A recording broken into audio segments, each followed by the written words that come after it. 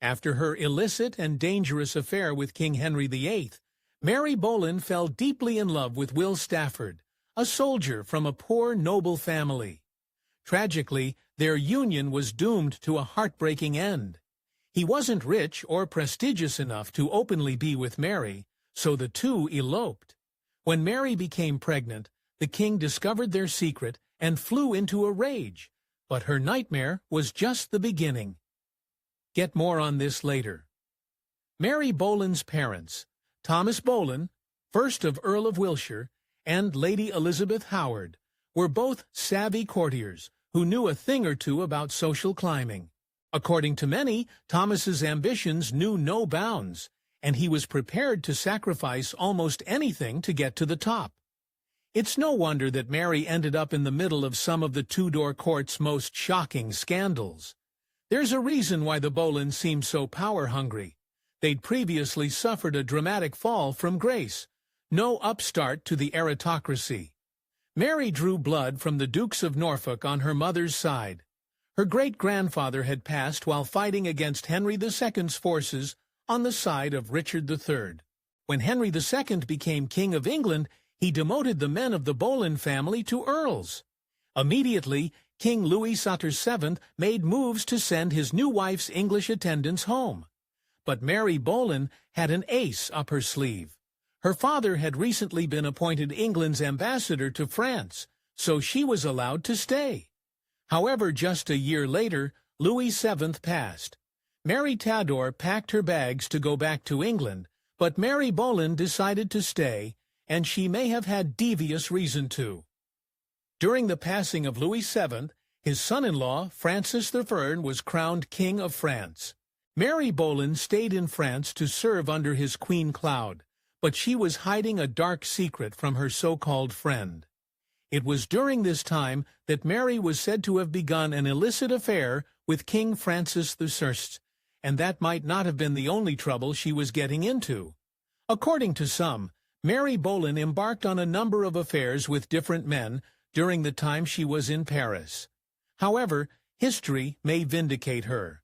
Yet, many historians believe that these tales about her exploits were exaggerated, all for a very cruel reason.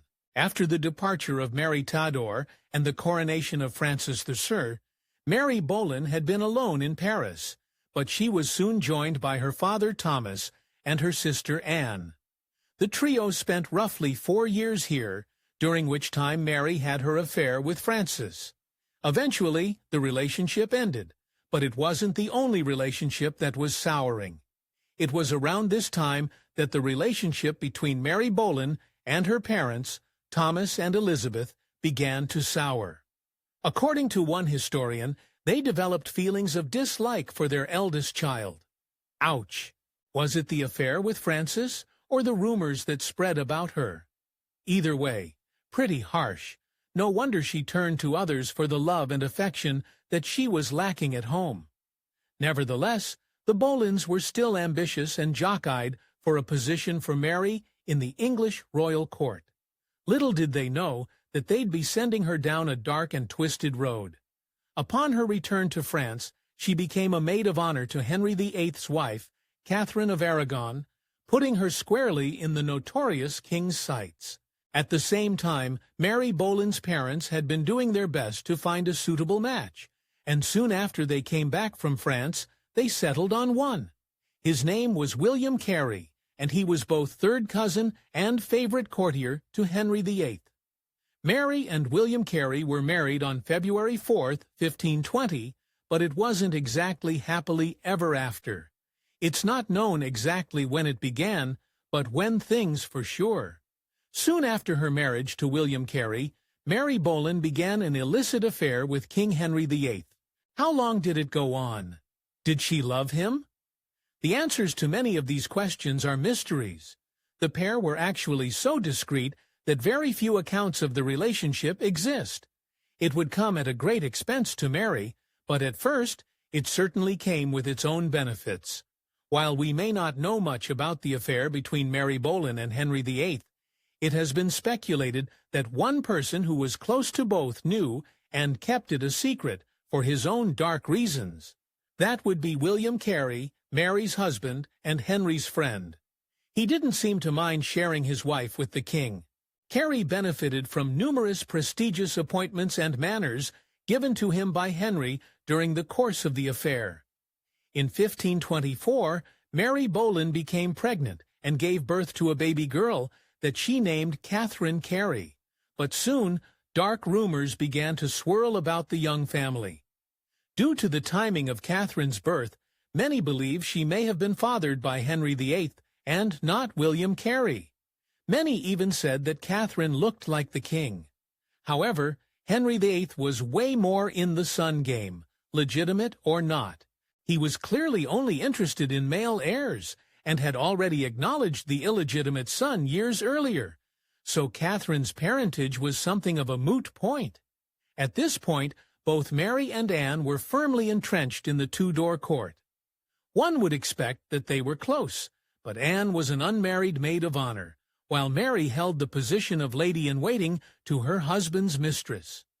While Mary was said to be the most beautiful of the pair, it was Anne who had inherited her parents' ambitious nature, and soon enough she put it to good use.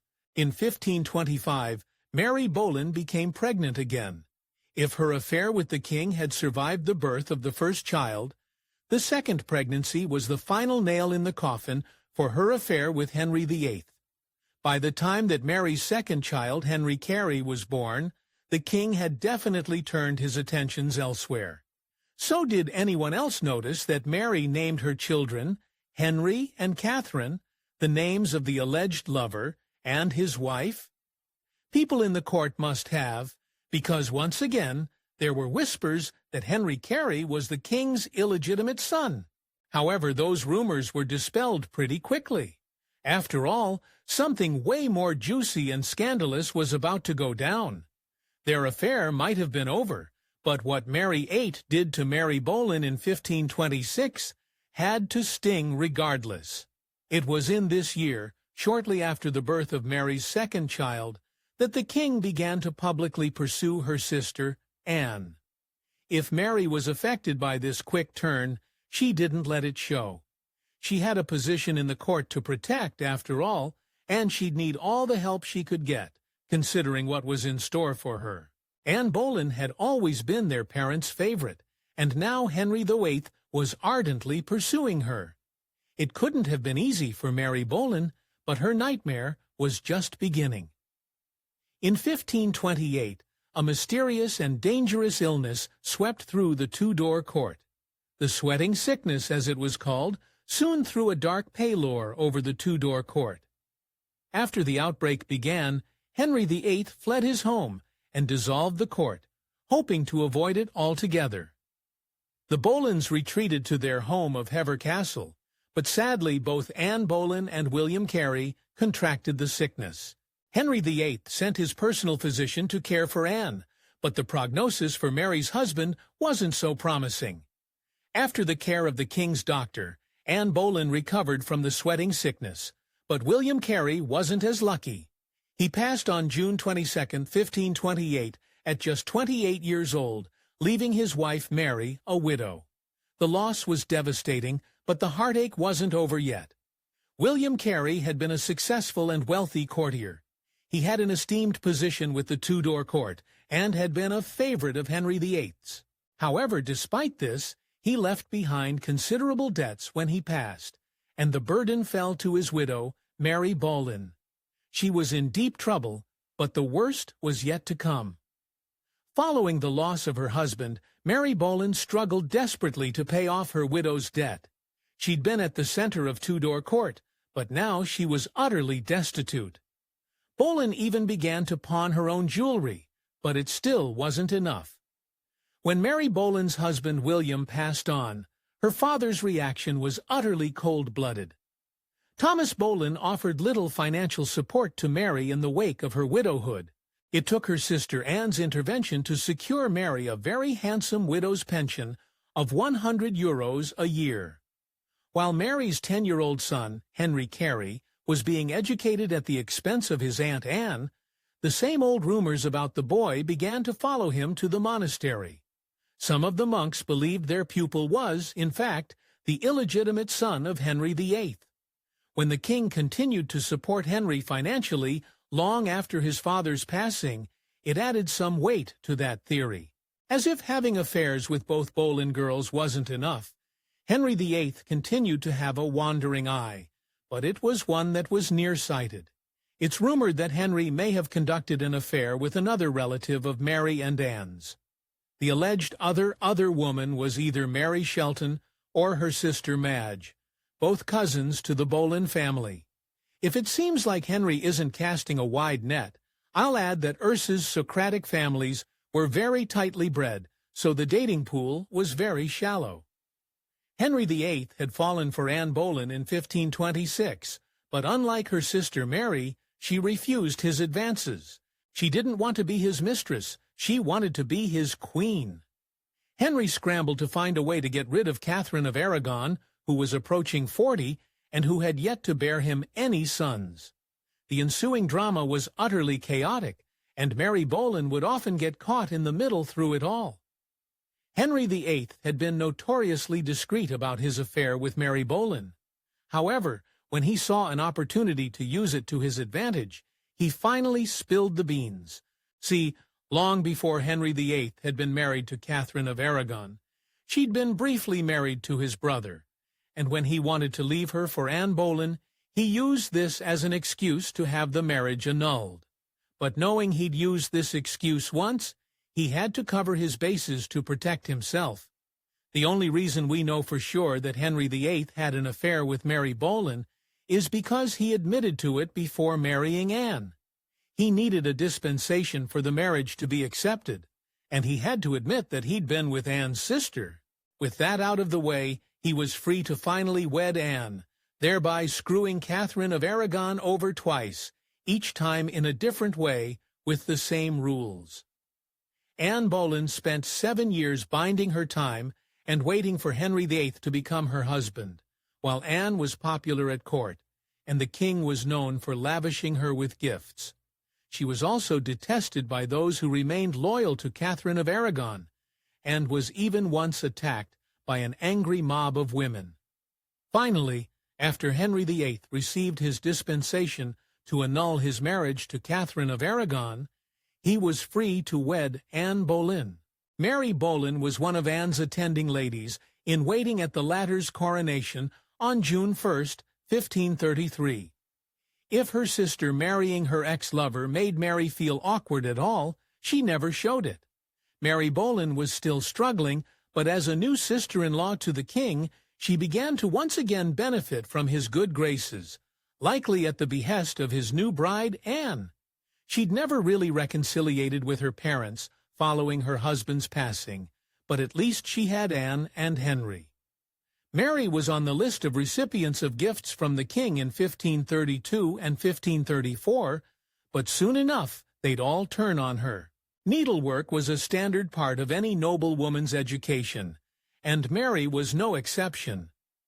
In 1533, she made a New Year's gift to a black work collar, crafted by her own hand, that she gave to Henry VIII. Don't let your mind drift from collars to something dirty. This is well after the affair ended. She was likely grateful to have made it back into the inner circle of the Tudor court. Little did she know her days were numbered. Mary Boleyn's love life had been tumultuous since the beginning, from her early days as the mistress to one king to her later days as the very much married mistress to another. She'd known the advantages and downsides to making political matches, but in 1534, something completely unexpected happened to Mary Boleyn. In 1534, the widowed Mary Boleyn fell deeply and desperately in love, but there was just one problem. His name was William Stafford, and he was a soldier from the noble Stafford dynasty. However, he was a younger son from a lower branch.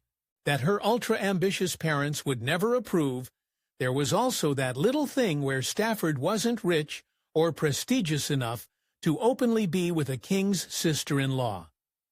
Regardless, Mary was determined to be with him, and she'd sacrifice it all to do it. Due to her status and lack thereof, Mary Boleyn and William Stafford only saw one option. They eloped in 1534, which should have been a glorious and happy day for the couple. Instead, set off a brutal chain reaction that would ruin their life together. Before it even began, at first they kept their marriage a secret, but soon enough the truth came out. Shortly after their wedding, Mary Boleyn became pregnant. Hiding a wedding is one thing, but hiding a pregnancy is another, especially when the entire Tudor court was anxiously waiting one, as the pressure was on Anne Boleyn to conceive a son for the king. When it became clear that Mary Boleyn was pregnant, the consequences were dire. The truth was out. Not only had Mary Boleyn secretly married a man beneath her station, she was also pregnant by him. Condemnations were swift and brutal, and Boleyn had given Henry aided daughter, but not the son he so desired, and her sister's unexpected pregnancy must have felt like a slap in the face in the midst of her struggles. Hiding Anne instantly turned on her sister, but that was just the start. Mary had never been her parents' favorite child. In fact, she'd actually been their least favorite, and after her father had stiffed her following the loss of her first husband, the relationship between Mary and the Boleyns had been a bit cold, to say the least. When Mary's power-hungry parents found out that she had secretly wed a mere soldier, their icy demeanor turned into white-hot rage. During her secret marriage, Mary Boleyn's parents disowned her, but the nightmare didn't end there. Her actions had flagrantly disregarded the king's authority over her as a courtier, and he was furious. In the end, Henry VIII had his ex-lover and current sister-in-law, Mary Boleyn, banished from court. She had a loss at all. Her story didn't end there. From what we can tell, Mary had no misgivings about everything that she'd sacrificed for William Stafford. Even as Mary begged for Thomas Cromwell, the king's adviser, to intercede with Anne and the king on her behalf, she stood by her man and wrote, "I had rather beg my bread with him than to be with the greatest queen in Christendom, and I believe verily he would not forsake me to be a king." Was this a pointed stab at her sister's choices? In a year of her secret marriage to William Stafford, Mary Boleyn gave birth to a son named Edward. Soon after, she became pregnant again, this time with a daughter. She chose to name the girl Anne. It was most likely a heartbreaking gesture to honor her estranged sister. It's not known if Anne learned of this tribute, as the Queen's life was filled with troubles of her own. Henry VIII had, against all odds, had his marriage to Catherine of Aragon annulled.